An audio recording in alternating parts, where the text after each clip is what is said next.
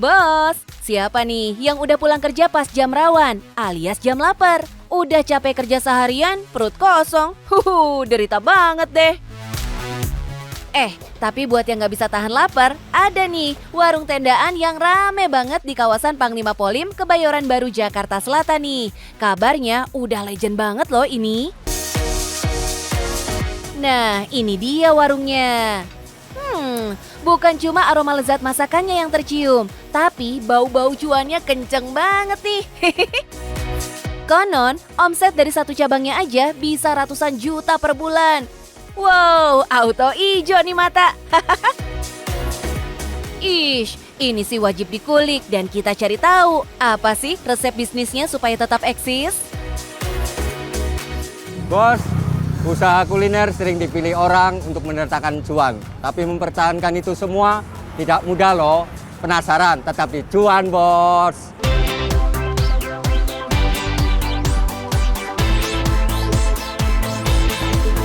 Warung yang didirikan oleh Pak Rio dan kakaknya sejak tahun 1998 ini emang layak dibilang legend ya bos. Sanggup bertahan selama 24 tahun loh.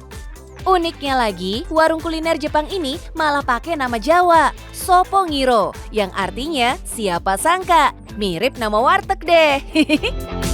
Nama nggak sembarang nama, ada filosofinya bos, yaitu siapa yang nyangka kalau warung tendaan pinggir jalan kuliner khas Jepang juga bisa laku, nggak kalah sama resto. Terbukti, sekarang warungnya selalu rame, laris manis. Bahkan demi bisa icip beragam menu di sini, pelanggan rela duduk di bangku waiting list, sabar menanti giliran. Salut sih sama kesabaran para pelanggannya. Kerennya lagi, antrian begini setiap hari loh. Artinya warung tenda kuliner Jepang ini selalu rame pengunjung, nggak pernah sepi. Dari sejak pukul 6 malam sampai 1 dini hari, sekitar 8 karyawan selalu sibuk begini nih bos. Nyaris nggak ada tangan yang nganggur karena orderan mengalir terus. Pantesan aja, cuan yang ngalir nggak ada matinya ya. Boleh di-spill dong Pak, berapa sih omsetnya? Mungkin hari ini kita dapat di omset 7 juta dalam sehari atau di 5 juta dalam sehari. Itu naik turun. Untuk omset kita itu naik turun. Jadi untuk per bulannya berapa tuh kita nggak bisa nentuin. Kisarannya ya sekitar 150-an. Wadidaw, 150 juta per bulan bos. Itu baru satu cabang loh, belum cabang yang lain. Yang rata-rata omsetnya sekitar 60 juta per bulan. Bisa dihitung sendiri berapa per bulan ya bos? Oh iya bos, hingga kini sudah ada 12 cabang yang tersebar di seluruh penjuru Jakarta dengan karyawan sekitar 75 orang. Dikelola oleh keluarga sejahtera bersama. Oh iya, Pak Rio dan kakak punya strategi jitu ketika membuka cabang baru nih, yaitu menjaga jarak jangkauan antar cabang. Dengan cara ini, tiap cabang memiliki pelanggannya masing-masing, alias nggak rebutan pembeli. Tips jitu yang bisa ditiru nih bos, jangan asal membuka cabang, butuh strategi biar tetap ramai pelanggan, cuan pun datang.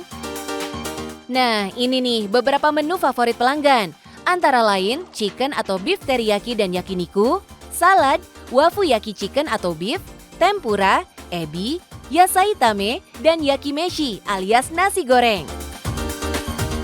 Semuanya dibanderol dengan harga mulai Rp35.000 sampai Rp40.000. Dengan harga segitu, bukan hanya mendapatkan kualitas rasa yang terjamin, tapi juga porsi yang jumbo. Nasi gorengnya aja bisa untuk 2-3 orang loh, worth it lah. Cocok banget buat kaum mendang-mending yang pengen makan enak sesuai budget. Porsinya banyak, enak. Bumbunya ngeresep juga sih ini makanannya. Jadi itu, kenapa sering kesini lumayan. Kualitas yang juga nggak kalah penting untuk dijaga adalah sumber daya manusianya. Pak Rio menetapkan pola kerja yang disiplin dalam hal apapun, termasuk soal pembagian kerja dan pelayanan. Kerja tetap kooperatif. Istilahnya kalau kata orang Palembang itu jangan maling daging. Kalau jangan maling daging itu dalam artian itu jangan ngandelin temen. Yang lainnya capek, dia enak-enakan. Nah itu nggak boleh seperti itu. Makanya saya bilang kooperatif dalam bekerja, pelayanan yang terbaik untuk tamu, itu yang menjadi kunci dalam prinsip di Sopongiro ini. Tapi yang namanya bisnis ya bos, nggak ada yang langsung tahu-tahu melejit, rame dan laris.